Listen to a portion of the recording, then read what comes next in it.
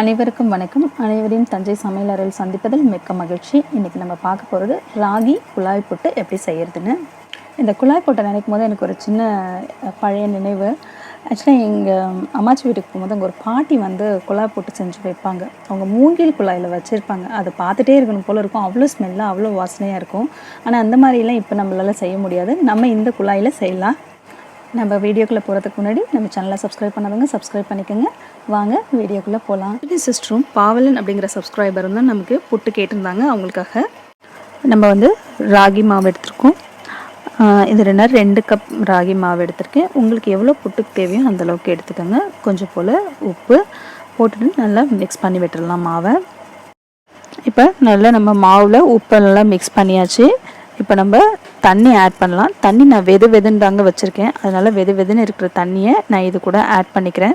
கொஞ்சம் கொஞ்சமாக ஆட் பண்ணிக்கோங்க. ஒரே தடவையாக ஆட் பண்ணிடாதீங்க. கொஞ்சம் கொஞ்சமாக ஆட் பண்ணி உங்களுக்கு சூடு பொறுக்கலைன்னா இந்த மாதிரி ஒரு ஸ்பூன் வச்சு கிளறிட்டு அப்புறம் கையால் பிசைஞ்சுக்கோங்க. பாருங்கள், இந்த மாதிரி கையில் நல்லா அந்த கட்டியெல்லாம் உதுத்து விட்டு திருப்பி கொஞ்சம் கொஞ்சமாக தண்ணி சேர்த்துக்கோங்க. ஒரே தடவையாக தண்ணி சேர்த்துறாதீங்க. கொஞ்சம் கொஞ்சமாக தண்ணி சேர்த்து நல்லா இந்த மாதிரி பெசரி விட்டுக்கிட்டே வாங்க. ஏன்னா நம்ம அந்த மாதிரி ஒரே தடவையாக தண்ணி சேர்த்துட்டோன்னா தண்ணி தொரன்னு ஆகிடும். அந்த மாதிரிலாம் ஆகக்கூடாது. அதனால் நல்லா கொஞ்சம் கொஞ்சமாக தண்ணியை தெளித்து இந்த மாதிரி எல்லா மாவையும் மாவு இல்லாமல் எல்லா மாவும் சேர்த்து நல்லா ஒன்று போல் பிசைஞ்சு விட்டுக்கோங்க. பாருங்கள், நான் பிசைஞ்சிட்டு இந்த மாதிரி பிடிச்சி பார்க்குறேன். இந்த மாதிரி வந்ததுக்கப்புறம் உடச்சி விட்டிங்கன்னா இது தாங்க புட்டுக்கு பதம். இதை நான் பல வீடியோஸில் சொல்லியிருப்பேன். உங்களுக்கும் தெரியும் என்னோடய வீடியோஸ் பார்க்குறவங்களுக்கு. ஸோ இப்போ நம்ம மாவு ரெடி ஆகிடுச்சு. நம்ம இந்த மாவை வந்து சளிச்சு எடுத்தாதாங்க சாஃப்டாக இருக்கும் புட்டு. இப்போ பாருங்கள், முன்னாடி காமிச்சது ரொம்ப பெருசு, இது ரொம்ப சின்னது. இது வந்து மீடியமாக இருக்கும். இது ஆக்சுவலாக ரவா சலடைன்னு சொல்லுவாங்க ஊரில். அதில் சளிச்சிங்கன்னா சரியாக இருக்கும். மாவு சலடை சளிச்சிங்கன்னா இதில் ரொம்ப இறங்காது. ரவா சலடையில் சளிச்சிங்கன்னா சரியாக இருக்கும். அந்த சலடையில் இப்போ நம்ம மாவை சலிக்கலாம். பாருங்கள், நான் சலடையில் கொஞ்சம் கொஞ்சமாக மாவு சேர்த்துக்கிறேன். இப்போ நம்ம வந்து சலிக்கலாம். சலிச்சோன்னா பாருங்கள் நல்லா சலிக்குது. அப்படியே பூ போல் மாவு சாஃப்டாக கீழே கொட்டுங்க. இல்லைன்னா இந்த மாதிரி கட்டியாக இருக்கும் மாவு. அப்போ நம்ம புட்டு செஞ்சோனாலும் கட்டியாக இருக்கும். ஸோ இந்த மாதிரி கட்டிங்கில் வந்து கை வச்சு நல்லபடி தேய்ச்சி விட்டிங்கன்னா அழகாக திரும்பி கொட்டிடும் கீழே எல்லா மாவும். ஒரு மாவு கூட வேஸ்ட் இல்லாமல் நல்லா நம்ம சளிச்சு எடுத்துடலாம். நல்லா நீங்கள் அப்படி குலுக்கி விட்டு நல்லா தேய்ச்சி விட்டு சளிச்சிங்கன்னா மாவு எல்லாமே நல்லா அப்படியே பூ போல் கீழே சாஃப்டாக வந்துடுங்க. இந்த கப்பியை மட்டும் தேய்ச்சி விட்டுட்டே இருந்திங்கன்னா போதும். இது நம்ம கொல்லாப்பூட்டோட அந்த பேஸ்னு. இதில் தண்ணி வச்சுருக்கேன் நான் ஒரு 1/2 இதுக்கு.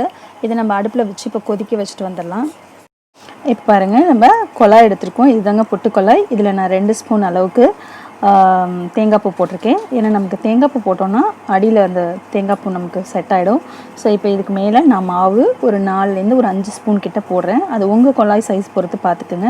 எனக்கு அது ஒரு 5 ஸ்பூன் கிட்ட, அது பாதி குழாய் கிட்ட வருது. ஸோ நம்ம பாதிக்கு ஃபில் பண்ணிக்கிறோம். அதாவது நம்மளோட புட்டு குழாய்க்கு பாதிக்கு ஃபில் பண்ணிக்கலாம். இப்போ பாருங்கள், நம்ம பாதி வந்து மாவு ஃபில் பண்ணிட்டோம். திருப்பியும் அகைன் நம்ம வந்து தேங்காய் பூ ஒரு 2 ஸ்பூன் கிட்ட அதில் ஃபில் பண்ணுறோம். ஃபில் பண்ணிவிட்டு அதை நல்லா அந்த இடத்துல ஸ்ப்ரெட் பண்ணிவிடுங்க. அதுக்கப்புறம் திருப்பியும் நம்ம மாவு ஃபில் பண்ண ஆரம்பிக்கலாம். இப்போ 2 ஸ்பூன் தேங்காய் பூ நான் போட்டுட்டேன். இப்போ வந்து திருப்பியும் அதே மாதிரி ஒரு 4லேருந்து 5 ஸ்பூன் வரைக்கும் நம்ம மாவை குழாயில் நம்ம ஃபிக்ஸ் பண்ணிக்கலாம். இப்போ குழாயில் மாவு வந்து ஃபுல்லாக வர அளவுக்கு நம்ம இதில் மாவை ஃபில் பண்ணிக்கலாம். அதே தாங்க ஒரு 5 கரண்டி கிட்ட, நமக்கு 5 ஸ்பூன் கிட்ட நம்ம மாவு வரும். ஸோ இப்போ நம்ம குழாய்கிட்ட ஃபுல்லாகிடுச்சு பாருங்கள். நம்மளோட மாவு ஃபில் பண்ணிட்டோம். இப்போ திருப்பியும் நம்ம ஒரு 2 ஸ்பூனோ 1 ஸ்பூன் அளவுக்கு நம்ம கொஞ்சமாக தேங்காய் பூ வச்சுக்கலாம். இது எல்லாமே உங்களோட ஆப்ஷன் தான். அந்த மாதிரி வச்சோன்னா நமக்கு அந்த லேயராக தனித்தனியாக தெரியுங்கிறதுக்காக தான் வைக்கிறோம். ஃபுல்லாக மாவு போட்டு கூட நீங்கள் வச்சுக்கலாம்.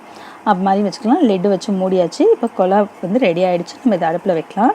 பாருங்கள், நல்லா தலப்புலன்னு நம்ம பேஸ் முன்னாடி வச்சோம் இல்லையா, அது கொதிச்சிட்ருக்கு. இந்த மாதிரி நல்லா தண்ணி கொதிக்கும் போது தான் நம்ம வந்து குழாயை வந்து வைக்கணும், அந்த மேலே இருக்கிற பார்ட்டை.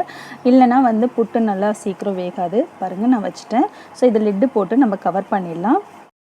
நம்மளோட புட்டு இப்போ ரெடி ஆகிடுச்சு. நான் அதை எடுத்துகிட்டு வந்து வச்சுருக்கேன். பாருங்கள், நல்லா ஆவி போகுது. நல்ல வாசனை வரும் உங்களுக்கு. அந்த ஆவியும் நல்லா வரும். ஸோ நம்ம அந்த ஸ்டேஜில் எடுத்துடலாம். இப்போ நம்ம புட்டு ரெடி ஆகிட்டுருக்கு. பாருங்கள், நம்ம புட்டு குழாயை இந்த மாதிரி பிடிச்சிக்கணும். ஹேண்டில் இருக்க சைடே இந்த மாதிரி மற்றோட பேக் சைடோ ஏதோ ஒன்று எடுத்துக்கோங்க. ஆனால் கொஞ்சம் மொத்தமாக இருக்கிறது எடுத்துக்கோங்க. அதை வந்து பின்னாடி சைடில் நீங்கள் லைட்டாக அப்படி ப்ரெஸ் பண்ணிங்கன்னா முன்னாடி இந்த மாதிரி குழாயிலேருந்து புட்டு வெளியே வந்துகிட்டே இருக்கும்.